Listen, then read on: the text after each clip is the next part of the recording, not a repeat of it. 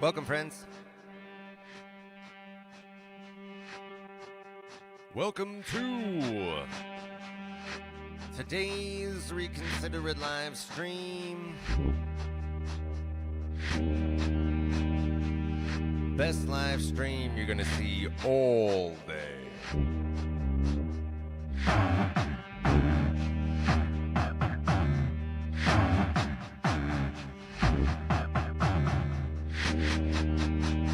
And here on this live stream,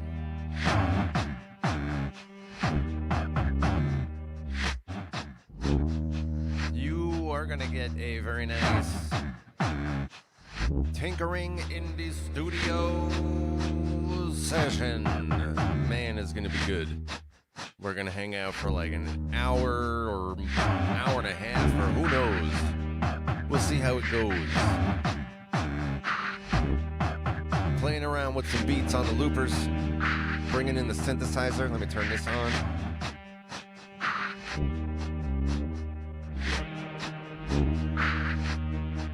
For my musician friends who like to jam along with us, we are tuned at this time to the key of E flat. E flat. Beats per minute on this one is 120.4. My regulars know what these studio sessions are all about. We are now about to hang out. If you are new to the Reconsider It live streams, welcome! You made the right decision joining us. We want you here.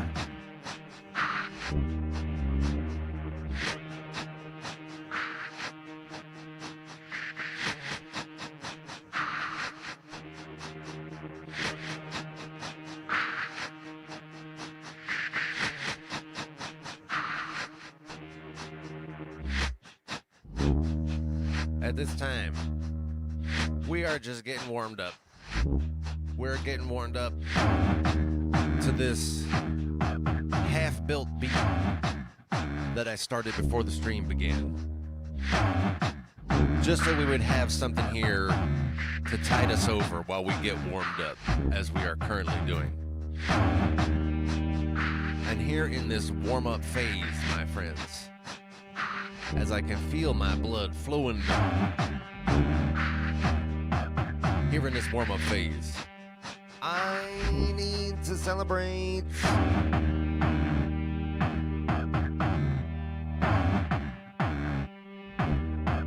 I need to celebrate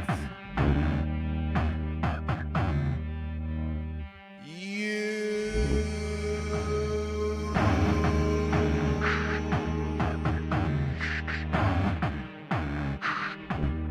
Thank you for being here.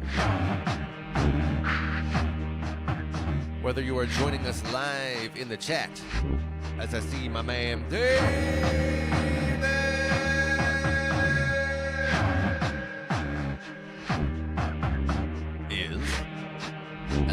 is in the chat. If you are joining us live in the chat, or if you are joining us live but you are not in the chat, or if you are joining us after the stream and you are watching our replay, however it is that you are joining us, thank you for being here. It's better with you here.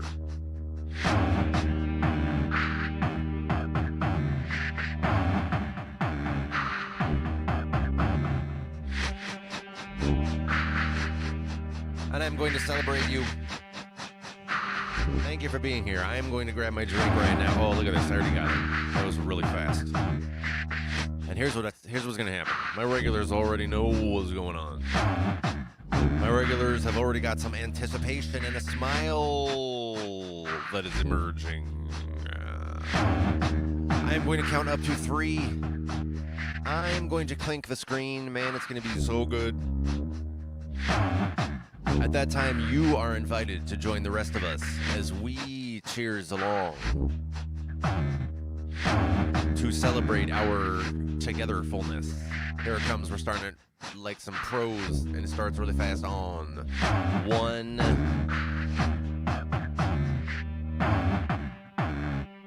And then, of course, after that, we have got 2.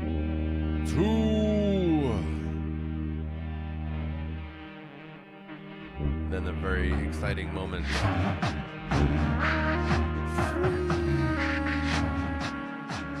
Clink. Cheers, my friends.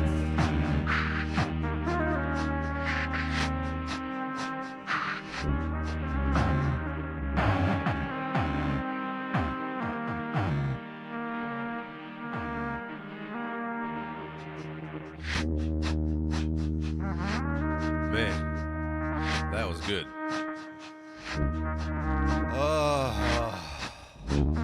I love connecting with you like this.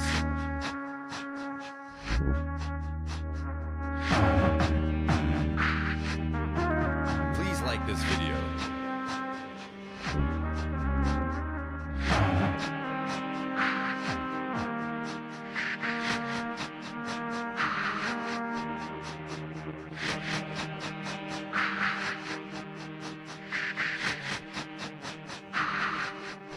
Right now, I see we got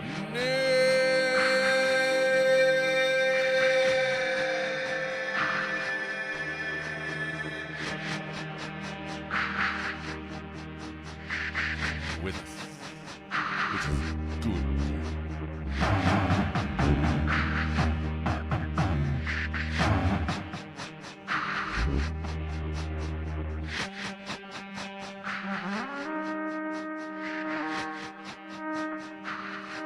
So we got a tinker session here right now, which is good. My regulars know what it is. On these tinker sessions, it's completely freeform. There's absolutely no structure whatsoever. We're just hanging out.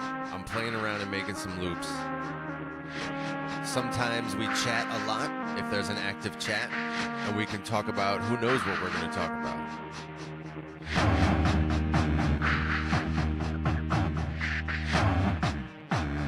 There's going to be the synth, which I powered it on, but I need to take this off. Once again, this one is tuned to the key of E flat.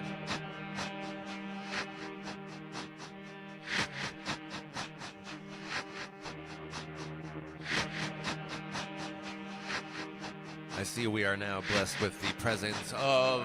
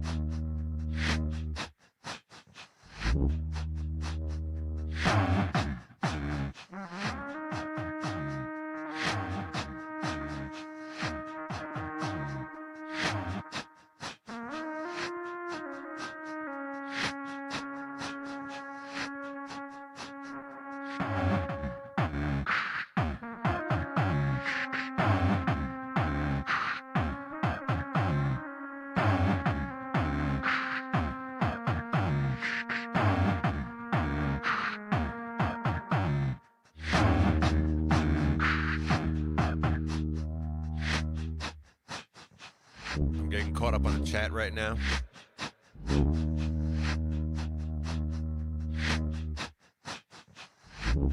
And I see Nick says, totally thought it was still Sunday. And when I read that, I was like, what? I guess I too kind of assumed on some level that it was a Sunday today. It's not. For everybody in the live, yeah, did you have that experience also? There's probably some portion, there may be some portion of people in the live. If you are joining us after the stream, it's a Monday, and in the United States, we have a holiday. So that it's, I'm streaming pretty early in the day. It's because I have off.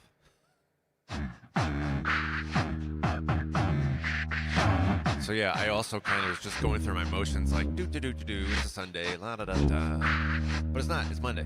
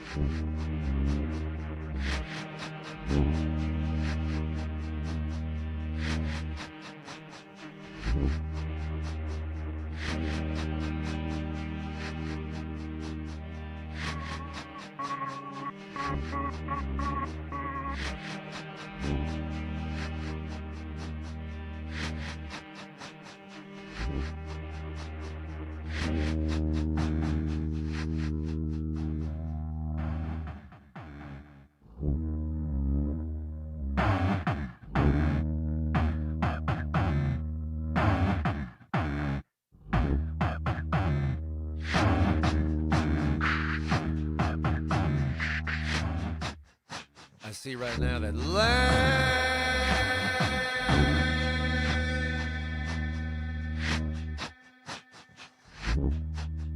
has joined us, which is awesome.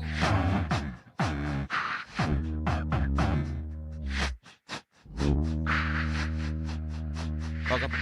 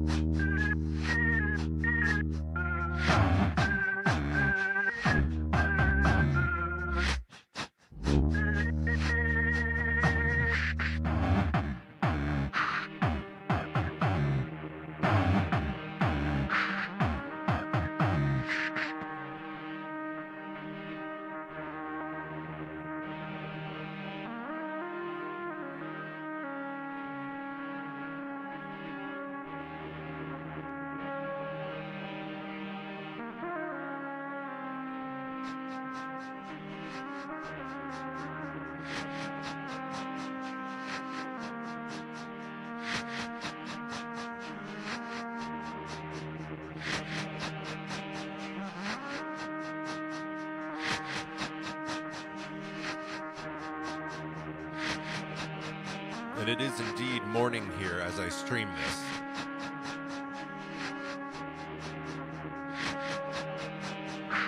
Even to such a degree, such a real degree. You know what I'm giving you now is the total truth and realness.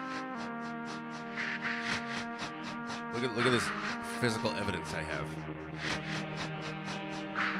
This is my breakfast burrito. It's got eggs and cheese and some other stuff in there too. What else is in there? There's like onions and things like that. It's pretty good. I enjoy it a lot. It's got the tortilla is good.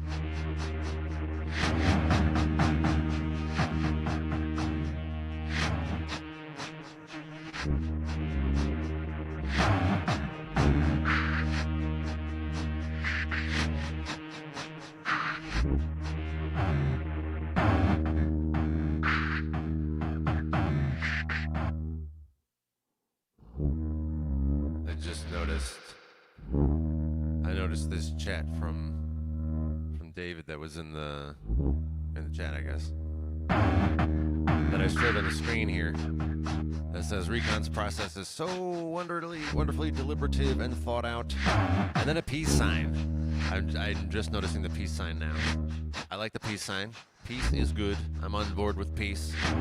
That is a nice sentiment and message to, you know, build a resonant receptor for, called a symbol in the form of language. But yeah, my process. Thank you for the compliment, David.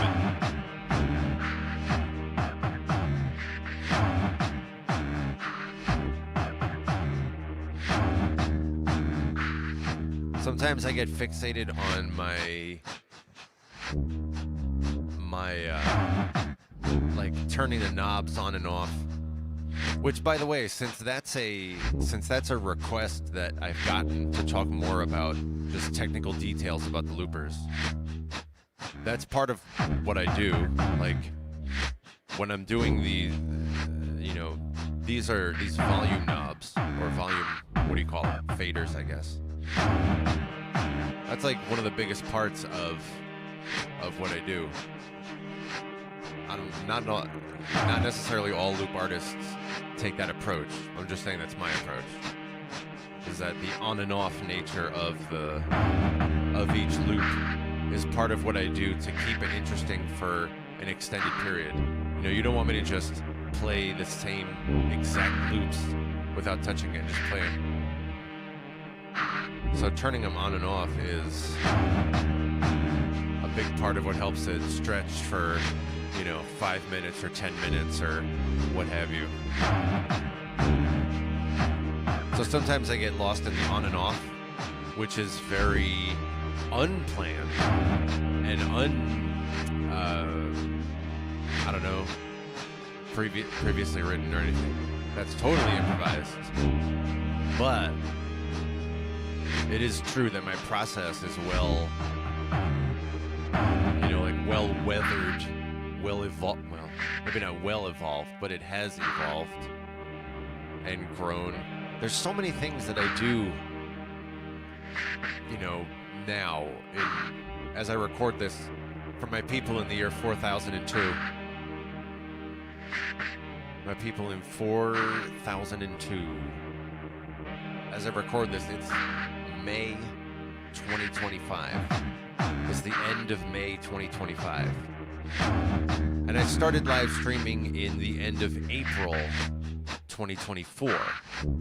So it's been about 13 months. I think it's just over. Yeah, just over 13 months.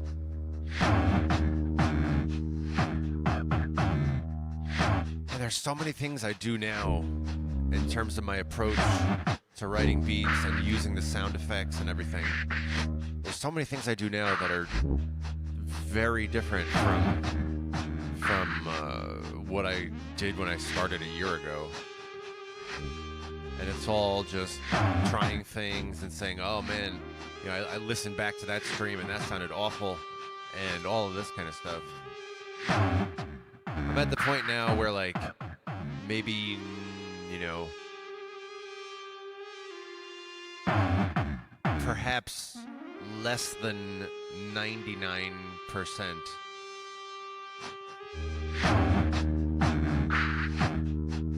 If I'm fortunate, that's very fortunate.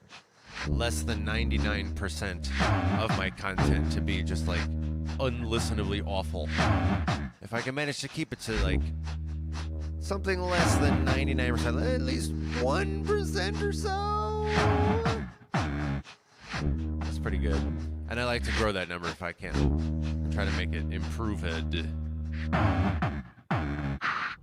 Which, if you've been up with the past maybe like week or two of streams, of my streams,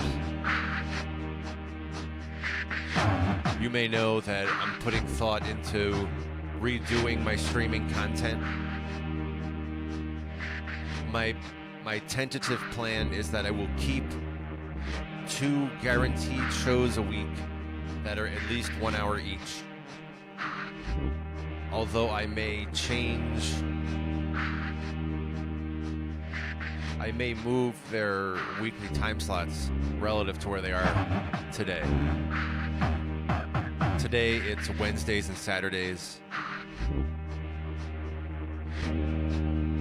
But I might move it to something else. Thursdays and Sundays.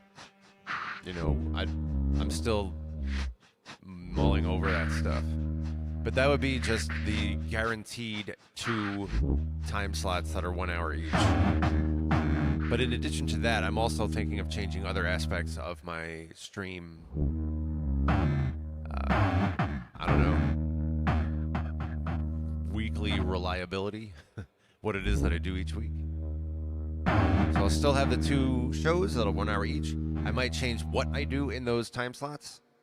And I might change it weekly. I might change it from each show to each show. Like, not necessarily plan what I'm doing in that hour time slot. Just, there will be a Reconsider It live stream at this time slot. You know, tune in to see exactly what flavor you're getting.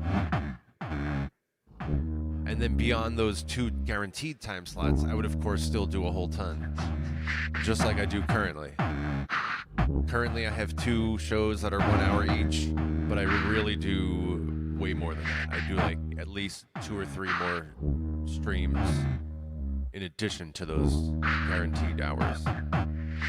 So that will continue. You'll continue to get additional bonus streams that are unscheduled.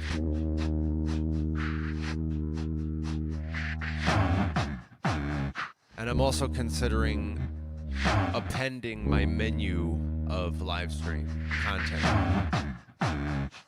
including keeping what I have on the menu now. There are 2 flavors of Reconsider It live stream right now.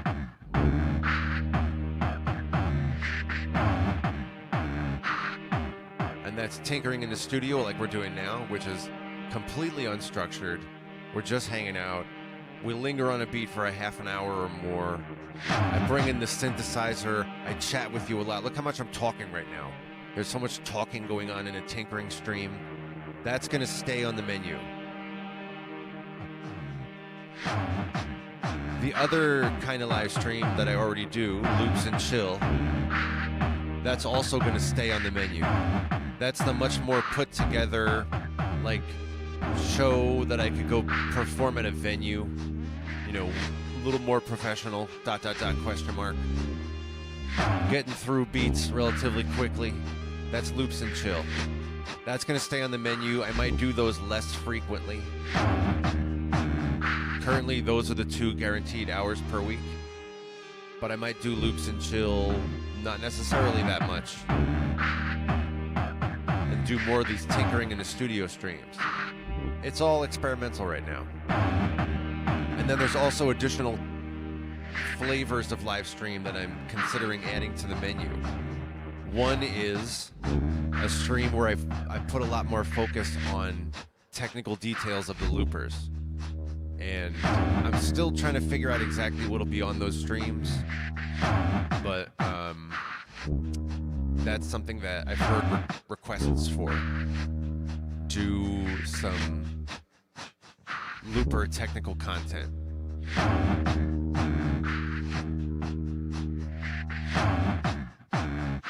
So I'm considering that. I still need to get a more concrete sense of what that will look like. And I invite you, if you have such, interests, if there are things you would like me to talk about specifically, the more specific you can be, the better.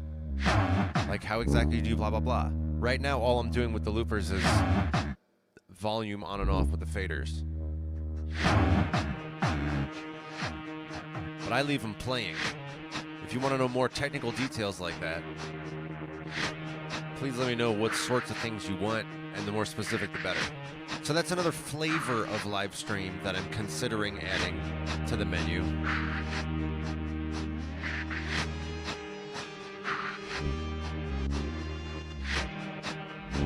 And the other type of live stream content that I'm considering adding to the menu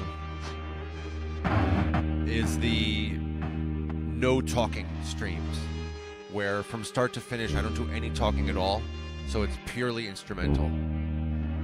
I have heard some people say that they like that. They like just the instrumental chill outness, and the loops in particular are good for that kind of just total chill out.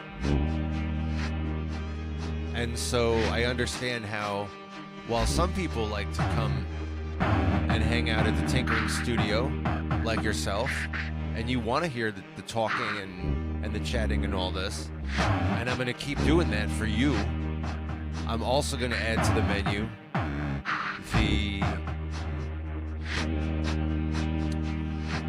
the no talking streams. In those cases, I'll probably interact through the chat, but not verbally.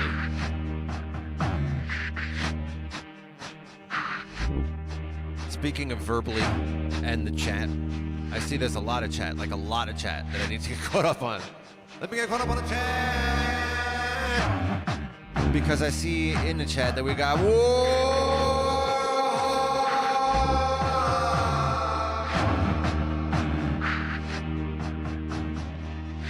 welcome.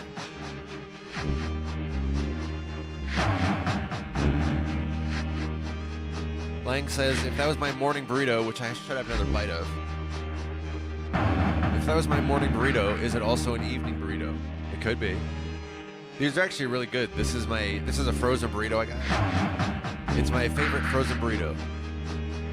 I go through phases. This one is my current preference.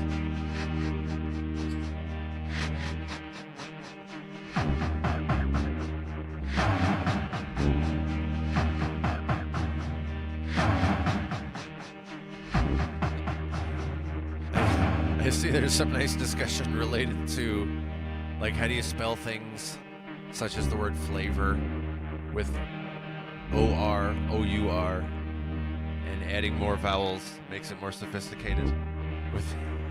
And Moorheart has added a lot of extra letters in the word flavor. I like that. You should check out the chat.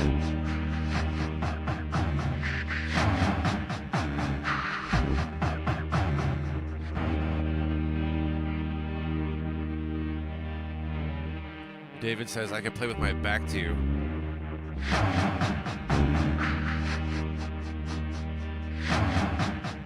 Is that a thing?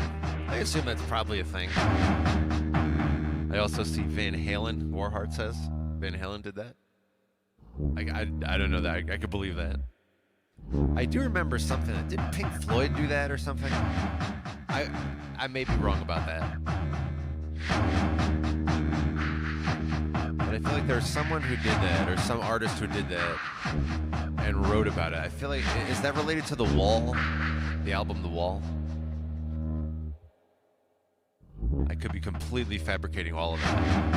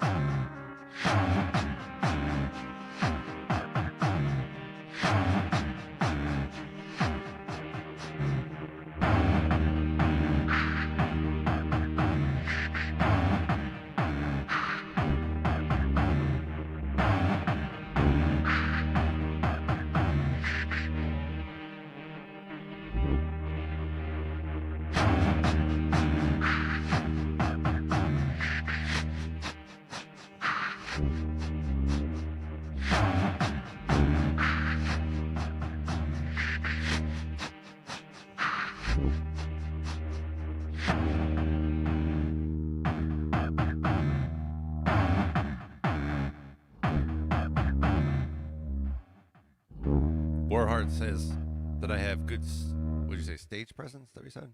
Screen presence. I have good screen presence. Let me just put this one up. Yeah, look at that. I'm using this StreamYard technology. I'm so technology-ish. It's good that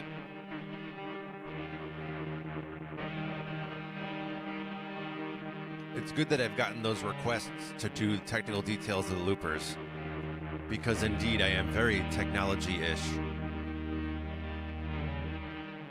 And look at this one that Warheart left. I have good screen presence. Thank you.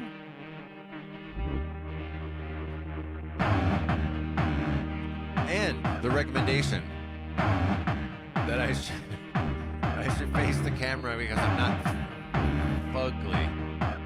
That's good. That's good. I will take that as a compliment. I should face the camera.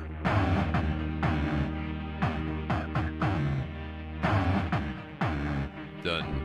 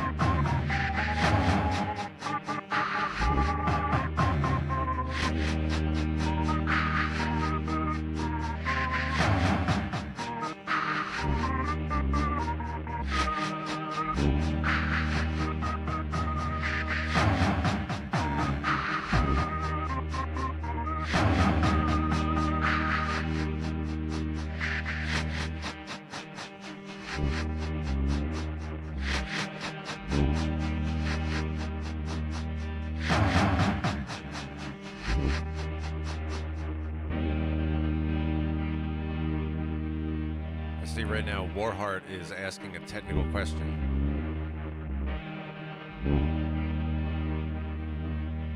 Does this keyboard, the Hydrasynth Explorer, does this have its own onboard like native sounds, or is it controlling a VST? I don't know what VST stands for, but I understand it is a virtual instrument. Is that accurate? Like hooked up to a piece of software, like I don't know, what is it? What do they call it? Ableton. I don't use it myself. Something like that, and it's controlling like MIDI in a VST. Am I understanding right? If so, the answer is it has its native sounds. It just stands on its own. It's just a piece of hardware.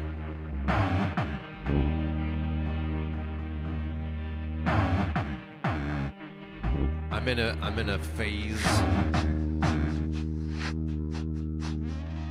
I'm in a hardware phase right now. I was, I guess now is a good time to write this chapter, to let this chapter be known of my music journey. As I say this right now in real time, this is occurring to me. So this is not something I even conceived of. But I guess I'm in a hardware phase, a hardware chapter of my music journey.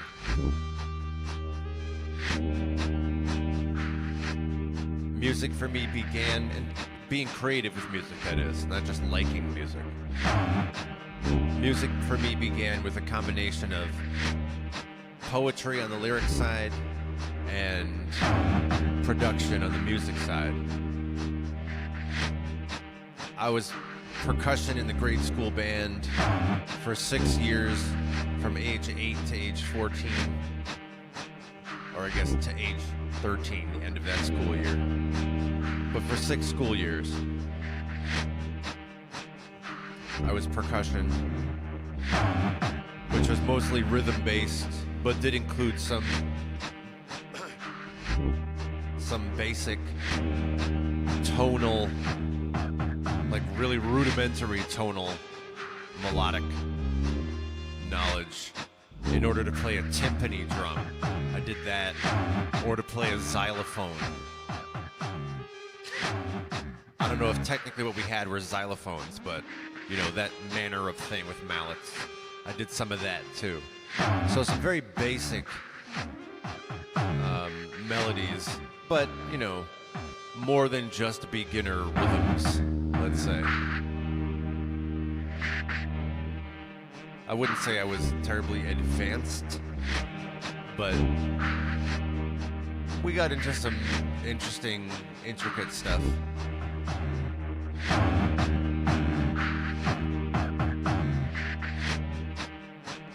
Anyway, that wasn't creative. That wasn't me writing music. That was me being in the school band and playing a piece of sheet music that they handed me.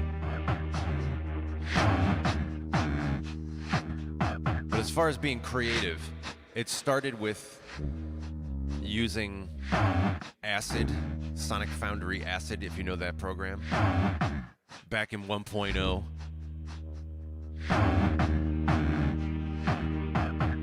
And just arranging samples. So I wasn't creating any music. I wasn't creating any beats or bass lines or anything, or melodies or what have you. I was just taking existing samples and arranging them and making songs. So the art I developed there was really arrangement and having just static samples, turning them on and off. P.S. That's basically what I'm doing right now.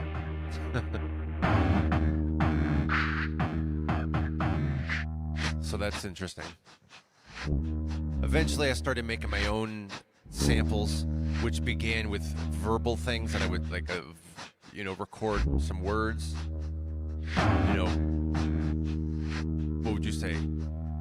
Proto-lyrics. Like, it wasn't quite lyrics, but something before lyrics. Just recording words. Or I would beatbox. And that's how I made my own samples, as I do right now.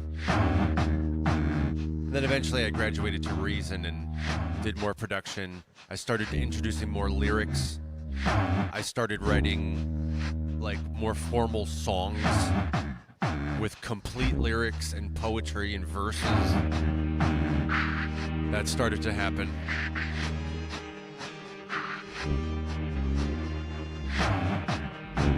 All this is like within my bedroom, quote unquote. Some people have a story where they are like, oh, this is the community I was part of. I had a little bit of that. There was a poetry community for a few years where I performed live a cappella poetry. That was my real basis in lyrics, were those years. That was, how many years was that? That was probably 3 years. I'm comfortable saying 3 years.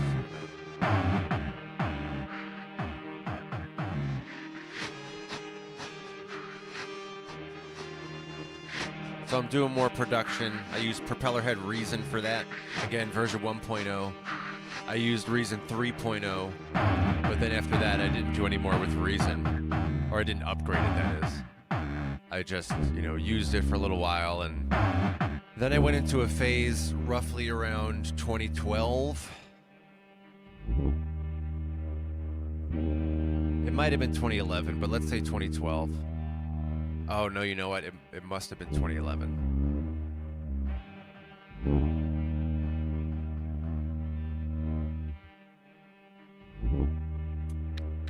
I'm going to say 2012. Around 2012, I stopped making music.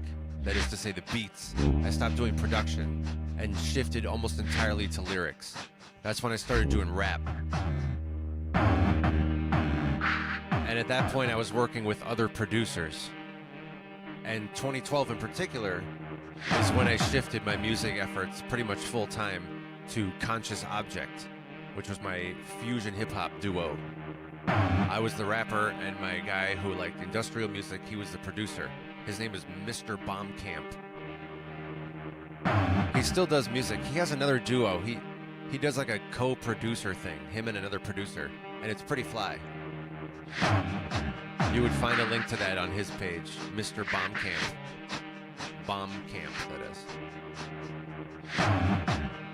Anyway, so I shifted to lyrics for a long time. And then when the pandemic happened, like everything about my rap everything just kind of ended. The pandemic just destroyed it all. All the venues I used to play at closed down. Many of the people who I had any kind of network with in the local scene, they stopped or they moved away or whatever. Groups I was in, that just like enough people left that everything just broke apart. The pandemic really ruined it all. In addition to causing some other problems, I think, for a few other people. I think the pandemic inconvenienced a few other people beyond just me and my local rap scene. So anyway, during that period is where I started to lean harder into the loopers, and I stopped doing lyrics. The last time I wrote some lyrics was, I think, 2021. That was a collaboration I did called Did You See It? Which is really good. I'm really proud of that one. If you're interested in listening to my lyrics, I'd say that's a good place to start. It's on my YouTube page. Did You See It? That's the last time I wrote some lyrics. That was like 4 years ago. And now, here's why I'm talking about all of this.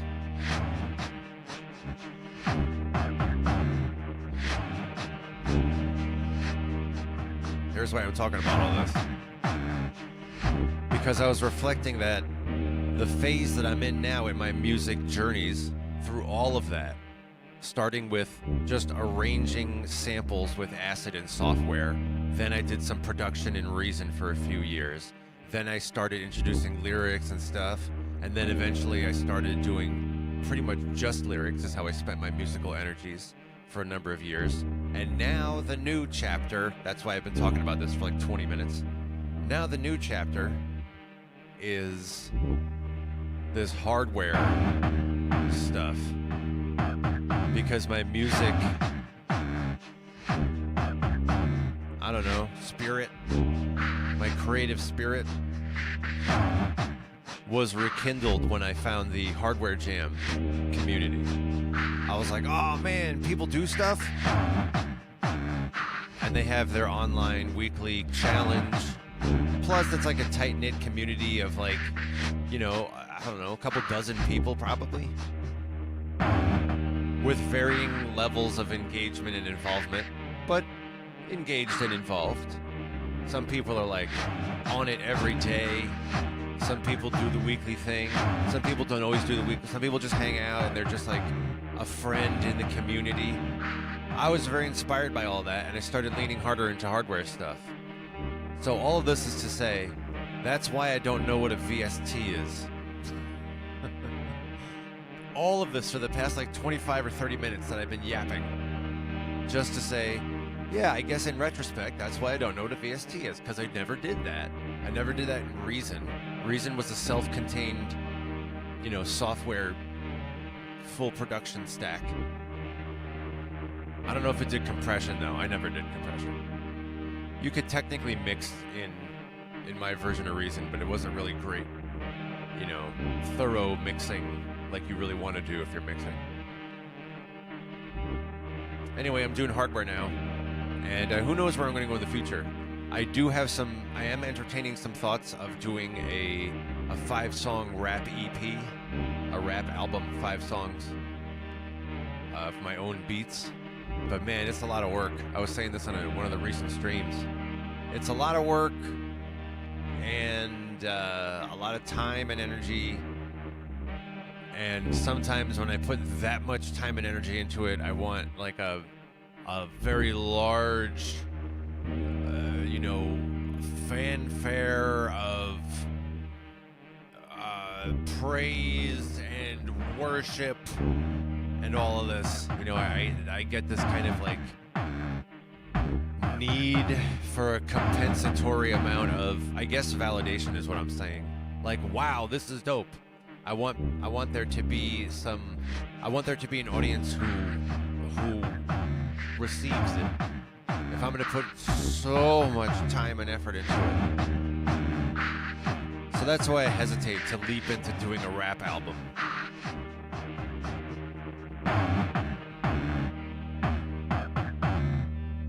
But I do kind of want to do some more rap. Yesterday, Viral Beats had me on his hip-hop discussion stream. I was one of the people on the stream talking.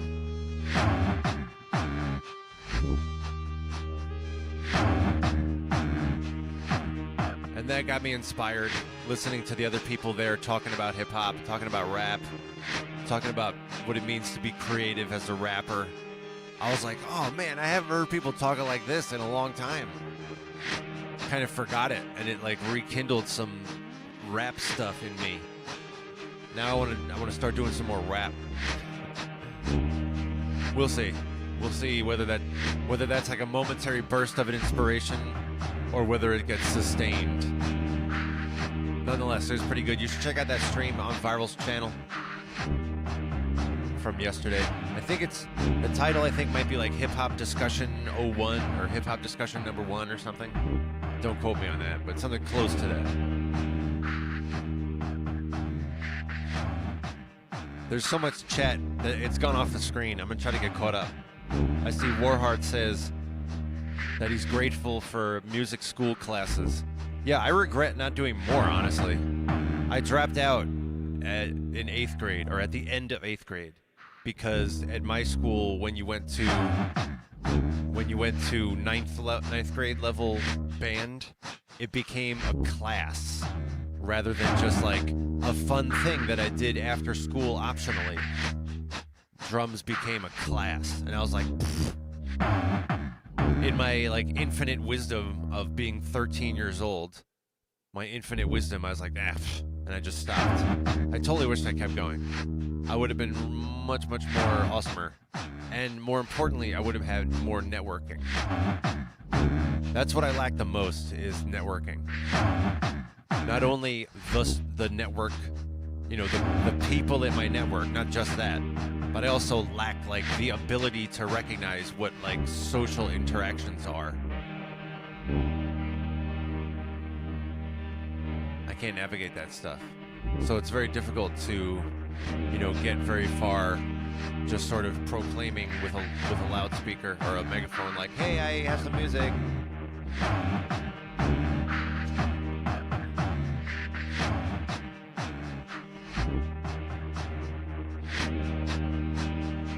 I forget where I was going with any of that. I think there was one more thing I was building up to, but...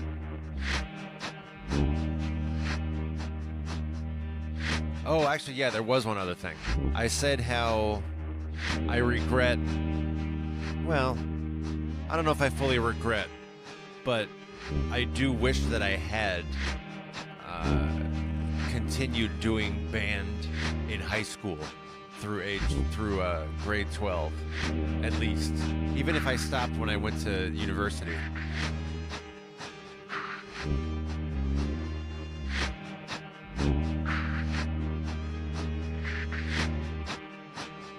In addition to that, there are other regret moments in the creative space for me. There's two in particular. They're both related to acting and, you know, being on stage. One of them, when I was really, really young, you know, through kindergarten, I used to be in the school play. And that was a major part of, I don't know, every year they had at least one school play. And I would be whatever they made me be. I'm like, okay, thanks, I'll do this role. And I don't think I was ever a lead, but don't quote me on that. I might have been. I don't remember.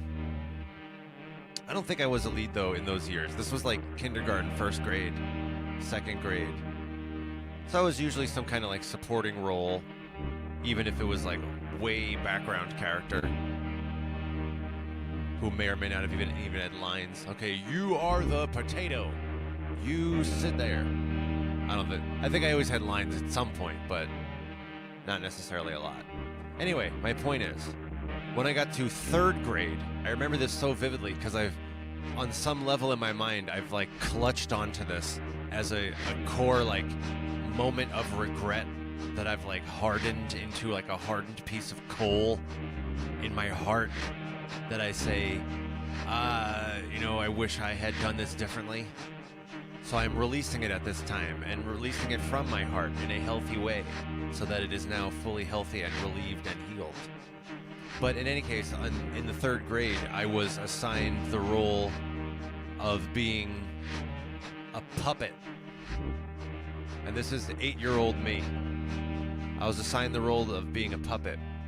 And instantaneously, as soon as I was assigned that, I rejected it immediately. And I was like, no, I'm not doing this. I didn't want to be a puppet. And I refused to do it. I refused to be part of the play. Now, I forget. I believe the puppet had a bit of a lead role, more of a lead role. You know, the puppet, not a puppet. I forget what the play was. But I refused to do it because I refused to be a puppet. And in retrospect, I wish I had done it, or I wish I had accepted some other role, even if it was a downgrade of a role because there's nothing else available that I would be a good fit for.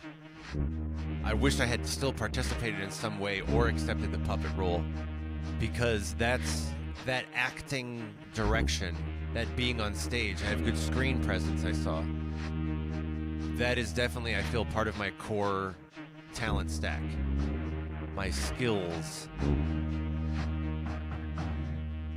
And I kind of threw it away when I was age 8 in third grade.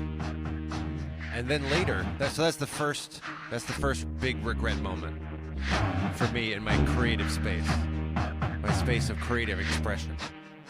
That not only made me get less practice with doing, acting, but it also, as I say, disconnected me from the people who I should have been socializing with. and learning how to interact with and learning how to network with. I got cut off. And then for however many years, I didn't notice that. You know, I barely paid attention to that. And then in, I think, 10th grade, there was this, like, very fortunate and improbable overlap of circumstance that positioned me to have a really good entry point back into that world. At the time, I wasn't aware of any of this, so I didn't recognize the, like, import of what was happening to me. And this is my second regret moment. It was, if I recall correctly, it was 10th grade. It was some kind of high school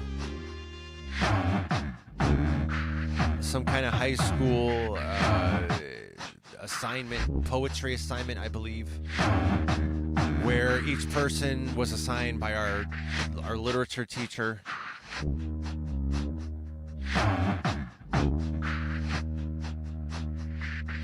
some, you know, passage to read. And on the day that I was reading mine, I forget why, but the chorus teacher was there. Now, I forget if he was substituting for my literature teacher that day, who was out, or I forget if he was just in the room for a different reason, or if he was, like, walking down the hall. I forget exactly what happened. I'm leaning toward he was acting as a substitute teacher that day for my literature teacher. I'm going to assume that was it, but I may be wrong on that detail. In any case, I had never met him before, and he didn't know me at all. But he saw my poetry reading, or whatever it was that I read. And he liked it, but even more than him liking it, he stopped me after class, and he's like, dude, this was not just good. This is like, you have to do something with your talent. Come be, you know, part of the chorus, because he's the chorus teacher. And he's like, come, you know, let me work with you in singing and all that. And I just didn't like the idea of joining the chorus. It felt very like I didn't want to, like, sing in falsetto. That's the impression I had. Plus, you know, I don't like people. To be brutally frank with you, I didn't like the idea, and I still don't to this day. I didn't like the idea of being like one person who is doing the same thing as a bunch of other people in unison. I have these, like, individual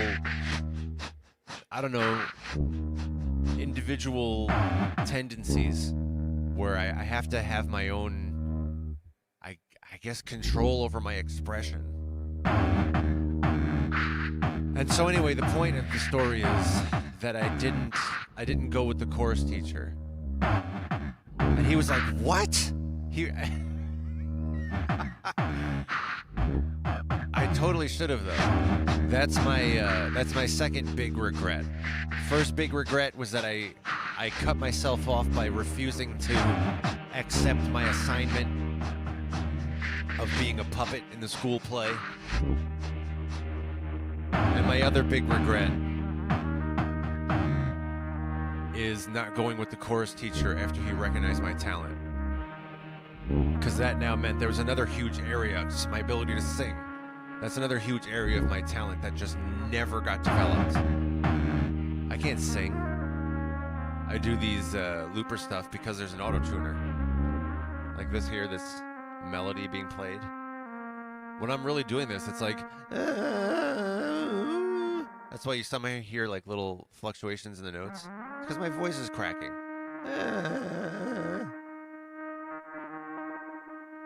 Sometimes I do some of it on purpose, though, because I know it's there, and so I do a spin on it and I make art out of it. That's what an artist does. Let me play within the limitations I have, but let me also play with the limitations I have. limitations are part of what I'm using to soar.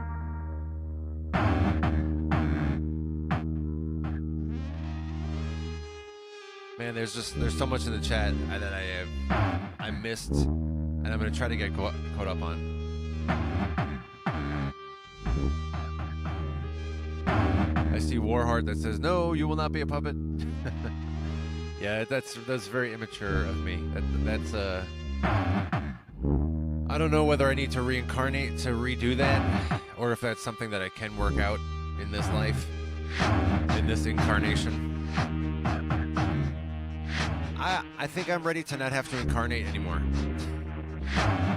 I don't know. That's just my like fatigue speaking. I'm done with all this. I'm done with all this incarnating.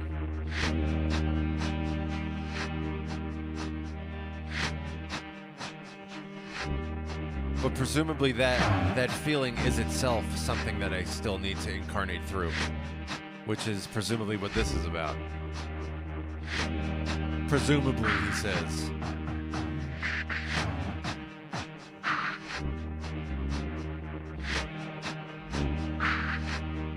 David says, this is good.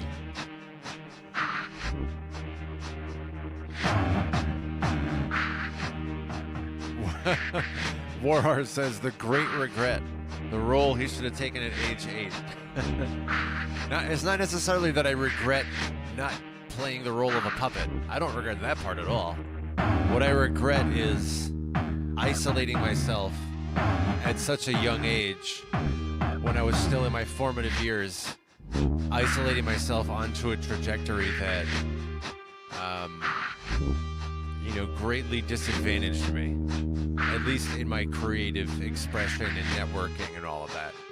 Because it was at a root point, it had a big impact on my trajectory. Now, on one hand, somebody's going to come along and be like, yeah, but that's why you have such a unique style and unique approach, because I had to figure it all out, and I had to do it all on my own and all of this, and look at how everything is so unique, and yet it's organic, and you can follow it and look at it. Yeah, that's true. That's true. And it was very, very difficult along the way. And I'm still isolated. So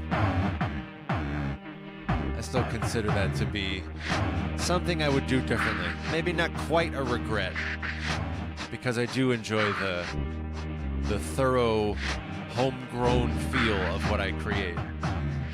But still something I would perhaps manage differently in a future incarnation, if I might be so fortunate as to have that wisdom absorbed into my eternal soul, so that future incarnations don't, need to have such a bumpy ride.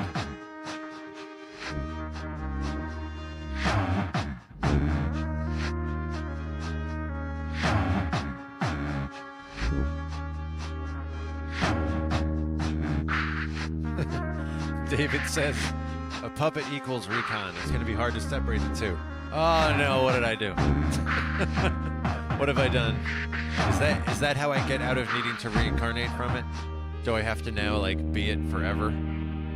Because I refused it at age 8, now I'm condemned to be shackled to it for the rest of this incarnation. I mean, so be it. That's better than incarnating again.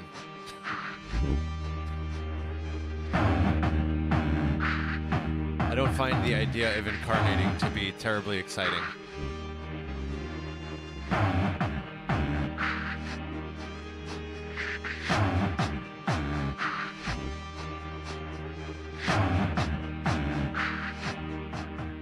Oh, since we're talking about puppets, if you're not familiar with Dragon Sail, you should check out Dragon Sail's YouTube page.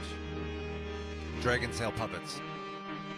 He is a one-man act, not a one-man act, where he makes all the music, live instruments, drums, bass, guitar, and all this, singing. And he also has the puppets with him. If you don't know Dragon Sail Puppets, it's 4 puppets. They're all sock puppets. and the puppets are various characters. There's this really flamboyant diva. There's 4 puppets, and they sing. They have different voices, like pretty drastically different voices. So it's like an ensemble of singers and voices. Usually the music is like really deep, heavy, funky. It's very funky. But the range of styles is pretty mind-blowing. Like he has all sorts of like murky, dank variety and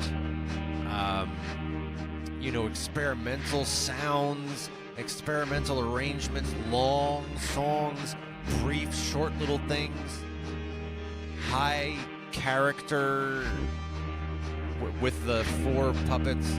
They're all like really exaggerated, over-the-top characters. So there's like an operatic element sometimes. It's really wild. And he does these variety shows. You should check out Dragon Sail Puppets if you don't know him already.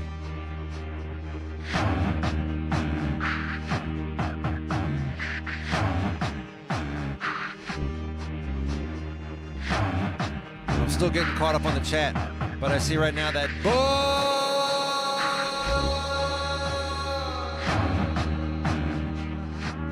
has joined us. Welcome!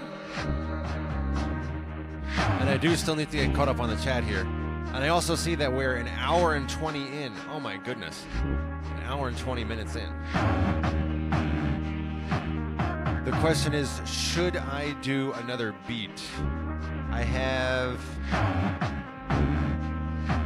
about 45 minutes available maximum on my end.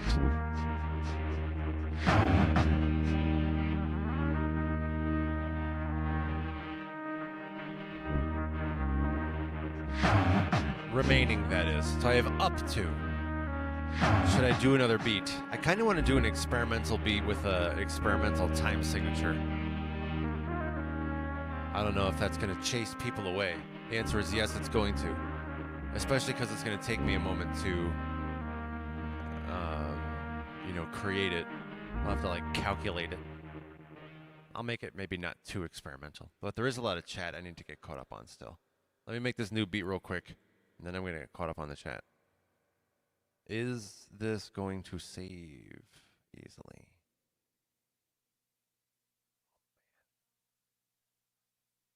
Oh, that's so good. It did. All right, we're going to move on, my friends. I'm going to do one more beat because we've been doing that one for an hour and 20 minutes. This is long enough. So it's okay to move on to another beat. That's what I did in one of the most recent Tinker streams as well. I went over an hour and a half with just one beat. So let's move on. Let's do another one. Do another beat, and we'll have, something like a half hour or so still for this stream right now. And as I said, I'm thinking about doing an unusual time signature. The first thing that came to me is something that's based on a 7 count. So I want to do that. I always personally like a 5-based count, but those can get really clunky. I don't always do a good 5 count beat. Sometimes it's really intellectual and calculated, really moving toward the jazz direction of things. And you have to be a connoisseur to like it. But a 7 count is easier. 6 count is good. Anything in 3 is relatively easy to do. I could do some kind of 11-based count. I think I'm going to start with just a 7 count beat right now. Let's see if we go with that. And then build up a beat from there. Let's do it.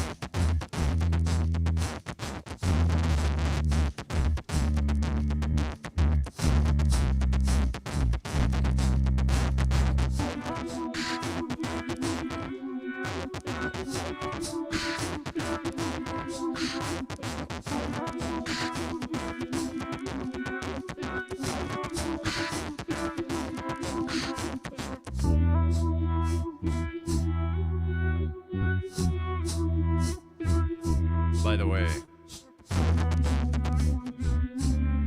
For my musician friends who like to jam along, this one is tuned to the key of G. Beats per minute is 127.6.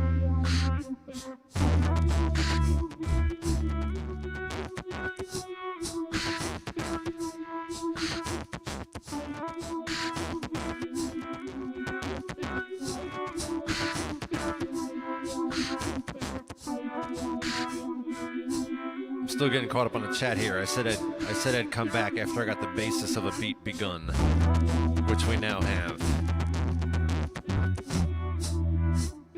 We have this 7-count beat in place. I was gonna try to pivot and make it, instead of a 7-count, make it like a 13-count, because this one's kind of like a 4-3. So I was thinking about doing like a 4-3, 4-2. I love the mathy time signature stuff. I have a lot of those in my history. I was talking earlier about my history as an artist, where I was doing production in Reason. I used to put bizarre time signatures in there and do all sorts of weird stuff with the arrangement. I had, there's a period, pretty extended period that kind of exists to today, where I was on a crusade against doing everything always in 4s or 8s or what have you. Just like, no man, do it in, base it in 3 or 5 or 7 or, all sorts of weird things. Some of that's on my YouTube page. If you like that, you can go check that out. I had a series called Flow Loops, where I did weird time signature stuff on I think it was only this loop or the bottom one. But don't quote me on that. I might have used the top one too. I forget exactly when I did that.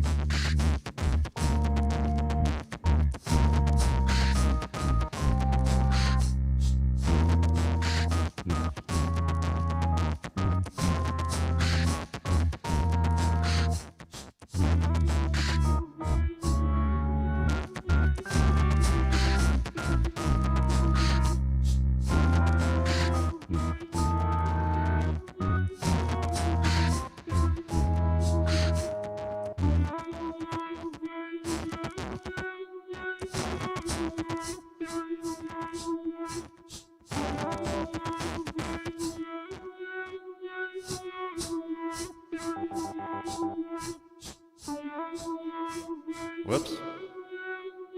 I was just playing in the wrong key. I was playing in G sharp. It's just G though. The sounds here are tuned to the key of G. So, hold on. Let me redo this.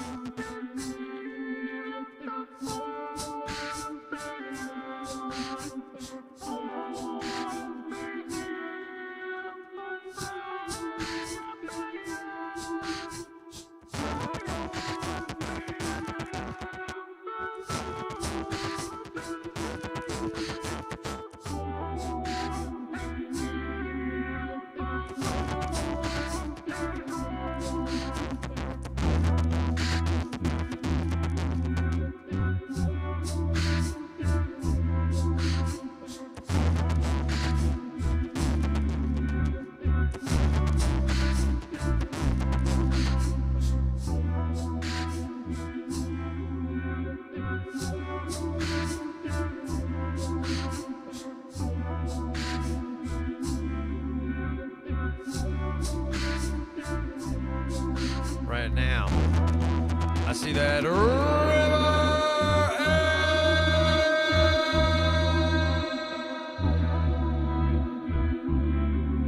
has joined us.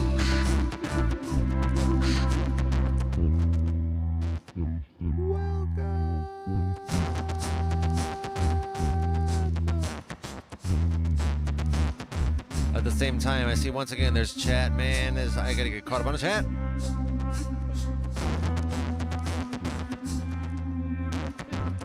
I see I'm getting caught back up from the chorus teacher. Warheart says, he's a Montague. Fetch me my rapier, Page.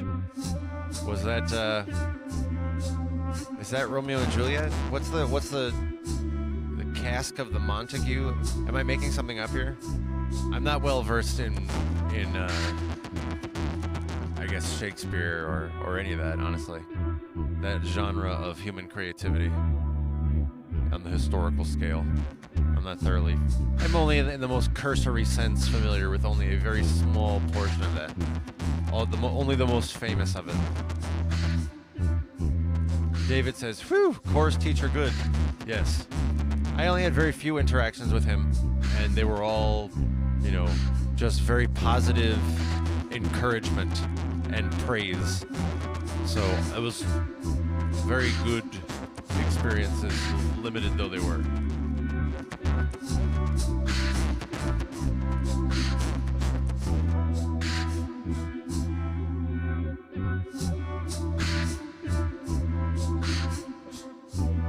Warheart says, I'm like a horse in a barn that has everything except the keys to escape. That's an interesting metaphor. Is that like a reference to something? I like it already. I've never heard that before, but I like it as a visual. The horse that has everything it needs except the key to escape. Yeah, that fits. That fits.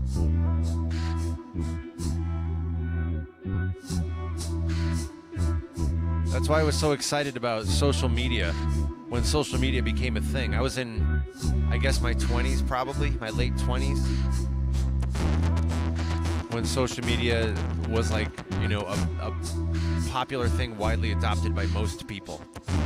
I was in my late 20s at that time. And I was like, oh, wow.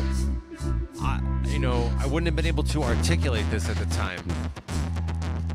But I was on an intuitive level. I was like, oh, sweet. It had previously been hopeless that I might connect with the right people and have some kind of, widely successful career as an artist. Because I knew on an intuitive level that I had cut myself off on at least two very obvious opportunities. And there wasn't a bunch of other opportunities. That's why these are significant.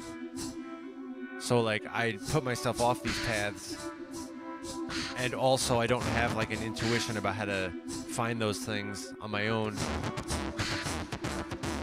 And so I was like, yeah, social media, it's going to compensate. Oh, it's so good. This is going to deliver me to the people who would genuinely want to find my stuff. Oh, this is so great. I am now relieved of the fact that I'm way off of my social associations and also doing what would be in demand and in touch with the audience who demands it. Oh, yeah, it's going to be... But social media never did that. Social media was just another popularity game.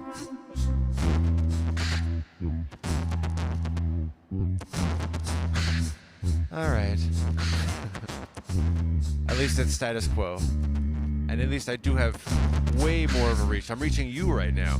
I wouldn't have reached you without social media, without YouTube. And also our friends who are joining us on Twitch.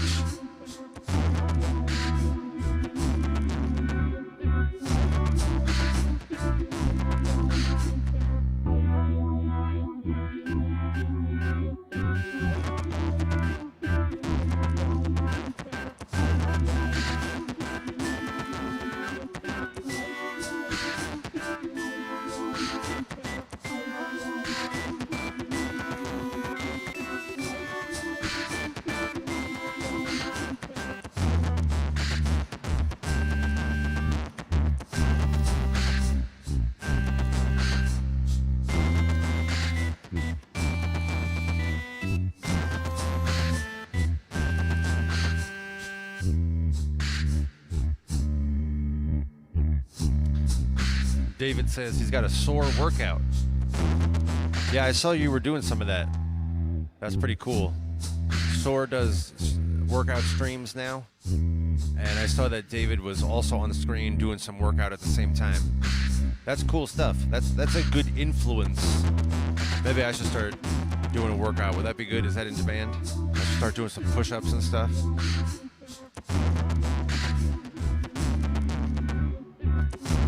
Warheart says, I'm doomed to come back as Pinocchio. Listen, man, yeah, I know.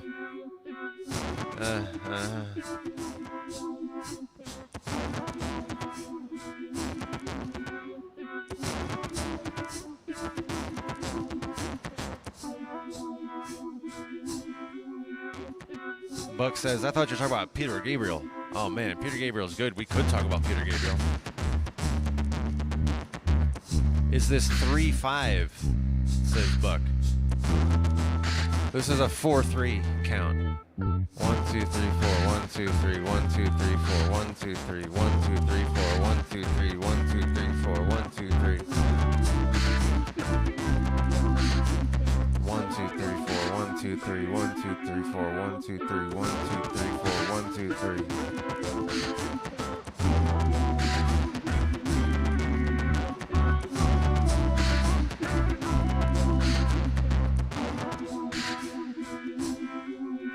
Sometimes my mathy beats get a little,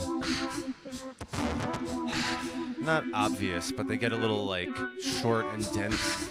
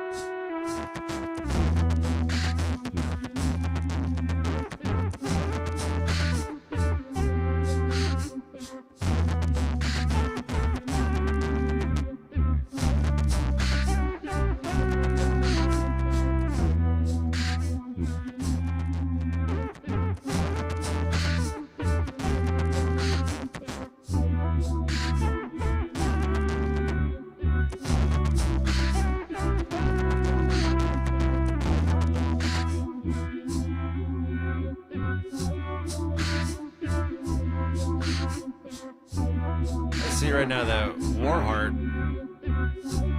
left a comment that pardon me as I cough. Warheart left a comment that makes me say, oh, you know, little hearty face emoji going like this, like with the little hearts around it. I'm doing one of those emojis right now. I put it on the screen when Warheart said, this is Tool-like. Cool. That right there is like the biggest compliment ever. Tool is my favorite band.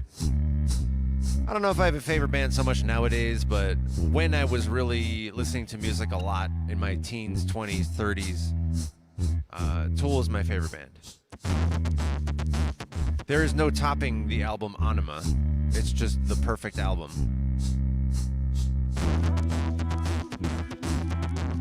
I am looking forward to their next album when they drop it. I still like Tool. But Warheart says, this is cool. It prevents getting stuck in the groove, forces movement. That's a big compliment. I would love to be known as like the tool of live looping. Somebody once called me after seeing me perform live as a rapper.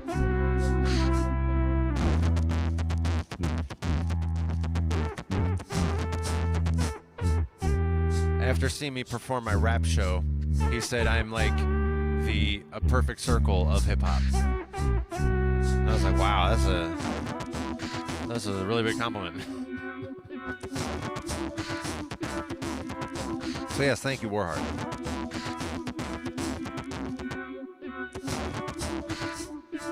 I do plan to keep experimenting with odd time signatures like this. A couple streams ago, I did a few. I did like a 6 count. I did a 5 count. I did some other 7 count. I did something that was a 9-based beat, which was fun and interesting. This one again is a 7 count and a 4 and 3 breakdown.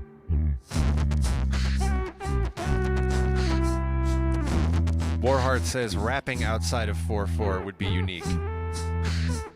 I agree. There are some rappers who've done that, but I agree that's very much not. In general, most people don't really think about time signatures when they think of music styles and things. It's really outside the box most of the time. People are down with time signatures when they don't notice it. When they're like, yeah, I don't know what it is about this song, but it's pretty cool. Yeah. Oh, what do you mean it was in a 17 count beat? Wow.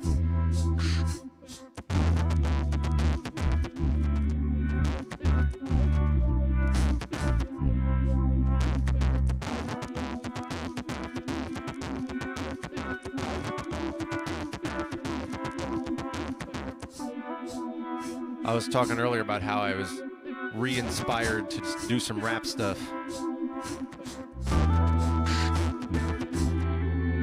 Maybe I'll have to write some rap lyrics to a 7-count beat like this one.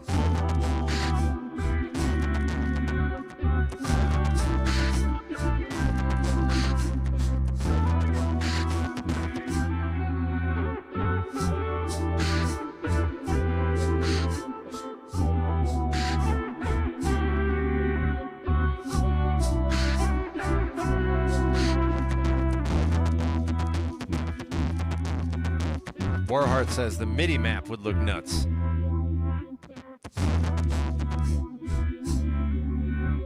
For a 7-count rap.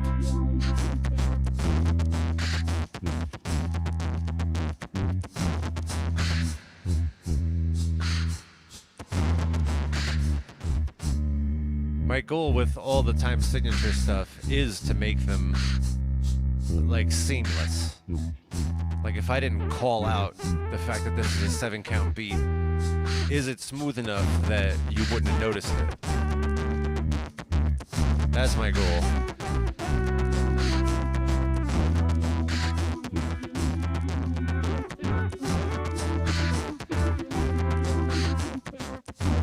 I think it's not bad.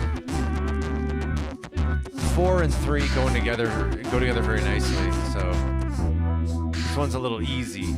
This is probably the easiest of the unusual time signatures to work with. I do like that 13, like I was saying earlier, where it's like a 4 and a 3 and a 4 and a 2. That's a nice one also. There's one that I made once that was a 9 and an 8, so it was like a 17 count. And it was a 3-3-3 and then like a normal common time 2 bars for 8 counts. That was a really nice one. That one worked out really well. What's that one called? That one's still on my page. You can find it. What is it? It's a really dope beat. It's got lyrics and everything in it too. Oh yeah, I guess since we're talking about rapping on time signatures, I have done some of that.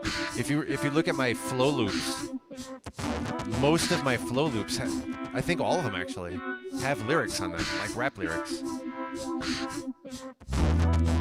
So you can go look at my flow loops. Those are usually pretty short. We're talking like 4 bars, 8 bars maybe, depending on how you count.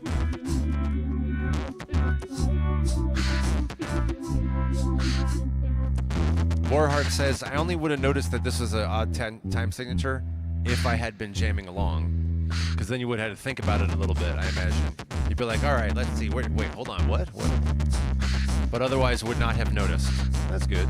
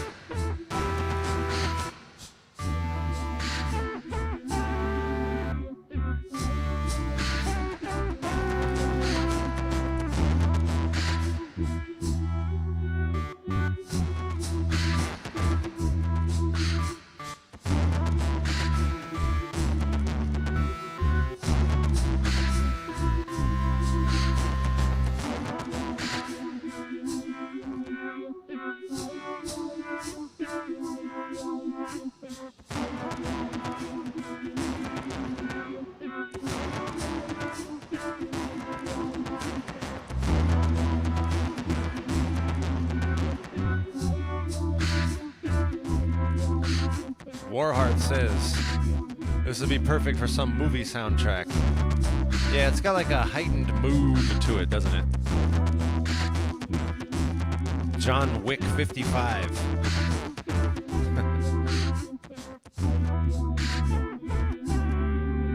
Friends, this has been such a good tinkering session today. Thank you for being here. I am going to celebrate you again at this time, my friends. Whether you're joining us here in the live in the chat, or you are joining us in the live but you are not in the chat, or you are joining us after the stream, watching on replay, however you're joining us, thank you for being here. I am going to do the pro, very fast version of the Unity community cheers, and it starts on 1, and then 2. Oh, it's coming so fast you didn't realize. And then 3. Yes. Cheers, my friends. Clink.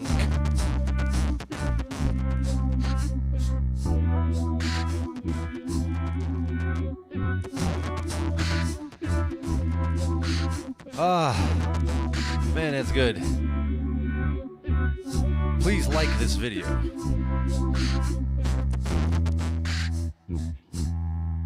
I hope to see you in the next live stream. My regulars know that we do these tinkering in the studio streams in an unscheduled manner. These could be any day of the week, any time of day. If you have notifications enabled, you will be able to join us for the next Tinkering in the Studio session.